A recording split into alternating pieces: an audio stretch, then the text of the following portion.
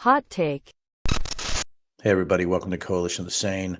Another hot take on hashtag COTS. I'm Denver Riggleman, and I am broadcasting from a hotel room in Washington, D.C. Now, sometimes I get a little depressed being in Washington, D.C. based on what I went through in Congress while I was here. A lot of people know my story as quite possibly the first Republican in the 116th Congress to come out against QAnon, maybe one of the only ones to speak against them on the floor. I was thinking about that today while I was here when I looked at the Capitol building, the old place that I used to work. And I started thinking about what I'm doing here today, and that's my new company in the artificial intelligence and graph neural network space, and our quest to destroy disinformation in the United States.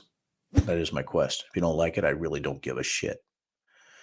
Because this is a bit of a more sober Denver today because I'm worried about brainworms, digital and otherwise. I don't know, RFK Jr.'s brainworm, I think it triggered something in me. And I even hate the word to use trigger, but it angered me. I mean, it's sad, I guess, that a worm was feasting on his brain, a little yum yum, little late night snack. The question is, maybe the worm died because it starved to death. But I think brainworms are real, especially with people who believe in QAnon or any of the crap that's being pushed by a lot of Trump acolytes or people like Steve Bannon's and Mike Flynn's and Roger Stone's and Alex Jones and all those players out there who, just like Remora Fish on a great white shark, the great white shark being Trump, trying to make money off of this. But I want to talk about RFK Jr. specifically and how this actually, I would say, interacts with what's happening going into the 2024 election. Is that, first of all, his brainworms are real, but they're not specifically physical brainworms. I want to say unequivocally, RFK Jr. is a charlatan. He's a liar, quite probably a grifter, but he's a bad person, somebody who's dangerous to the United States of America. And the fact that he could get millions of votes, even having a specific physical brainworm and the stupidity that he puts out there every day, scares the shit out of me. The fact that Trump is even in the running scares the shit out of me. It also scares me that we seem to have this sort of broken down system where we cannot react to the amount of disinformation and lies that flood our system.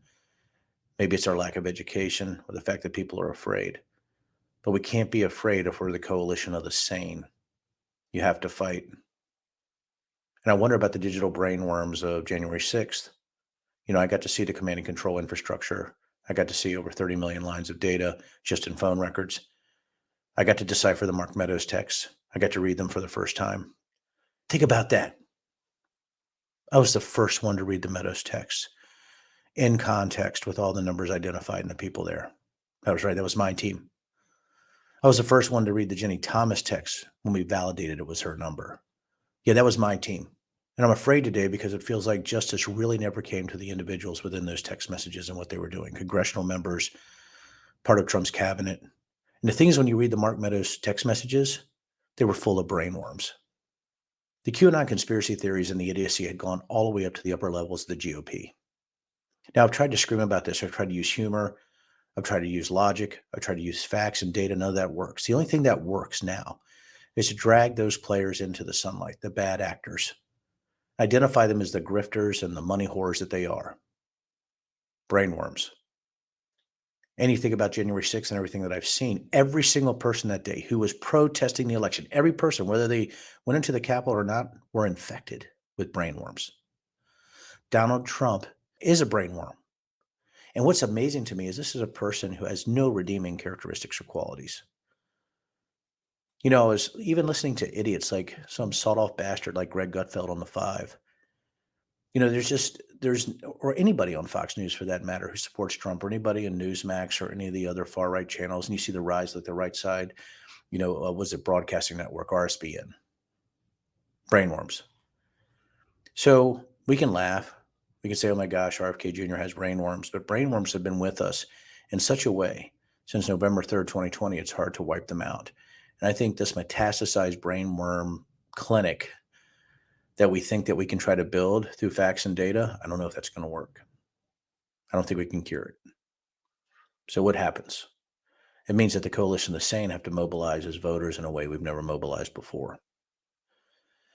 We have a very, very daunting 2024 coming. It's much more dangerous than you can imagine because there are no guardrails for the former president anymore. Brainworms. RFK Jr.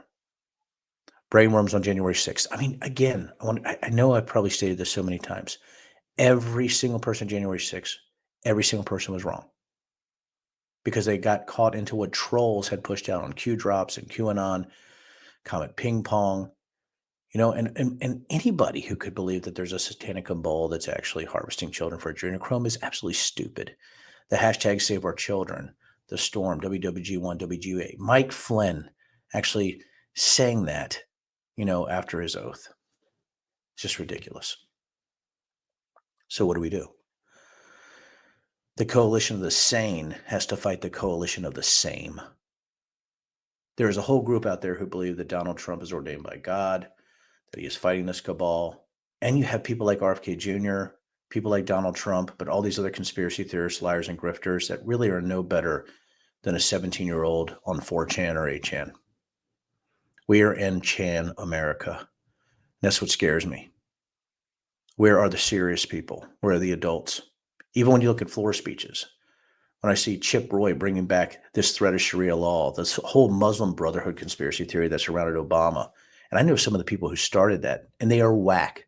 Everybody, listen, I don't have to sit here and somehow sugarcoat the lunacy and the baggage that these idiots carry with them that start these type of conspiracy theories. It's all about money. It's all about power. And most of these idiots at the upper echelon, like the Trumps and things like that, you might think they believe, but they don't. They're laughing at the idiots. They're laughing at the ignoramuses, laughing at the evangelicals. They're laughing at people who believe they have a direct line to the supernatural. Idiots like Julie Green and Paula White, like the New Apostolic Reformation, where you're talking about Seven Mountains Dominionism, talking about Christian nationalists who believe that Trump somehow has been put on this pedestal. They all have brainworms. We are in brainworm America, run by a Chan leadership. That's it. The trolls are winning. Got to stand up now. What I ask, not to list a coalition of the sane. I love doing this, but you have to fight the coalition of the same. And those same individuals are those who support Trump or support this type of activities because they don't know any better or they're grifters. Or they're both. They're either stupid, ignorant, or they're grifters and completely cynical.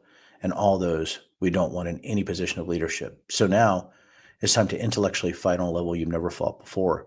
You have to confront, you have to compassionately confront, you have to use facts and data, but you got to beat them down.